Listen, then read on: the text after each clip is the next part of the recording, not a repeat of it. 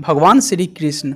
अपने द्वारा लोगों द्वारा किए जा रहे कर्म के बारे में श्रीमद् भगवद गीता में कहते हैं कि मेरा अवतार धर्म की स्थापना के लिए होता है। इस कारण मैं कभी किसी भी काल में सावधानी के साथ सांगोपांग समस्त कर्मों का अनुष्ठान न करूं, यानी उनकी अवहेलना न कर दूं, यह संभव नहीं है।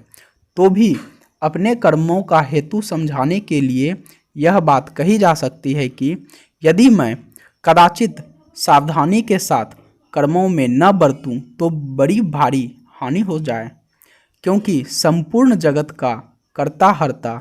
और संचालक एवं मर्यादा पुरुषोत्तम होकर भी यदि मैं असावधानी करने लगूं तो सृष्टि चक्र में बड़ी भारी गड़बड़ी मच जाए। आगे भगवान श्री कृष्ण कहते हैं, बहुत लोग तो मुझे बड़ा शक्तिशाली और श्रेष्ठ समझते हैं और बहुत से मर्यादा पुरुषोत्तम समझते हैं। इस कारण जिस कर्म को मैं जिस प्रकार करता हूँ, दूसरे लोग भी मेरी देखा देखी उसी प्रकार करते हैं, अर्थात मेरी नकल करते हैं। ऐसी स्थिति में यदि मैं कर्तव्य कर्मों की अवहेलना करने लगूं, उनमें सावधानी के साथ विधि पूर्वक न बरतूं, तो लोग भी उसी प्रकार करने लग जाएं और ऐसा करके स्वार्थ और परमार्थ दोनों से वंचित रह जाएं। अतएव लोगों को कर्म करने की रीति सिखलाने के लिए मैं समस्त कर्मों में स्वयं बड़ी सावधानी के साथ विधिवत बरतता हूँ। कभी कहीं भी जरा भी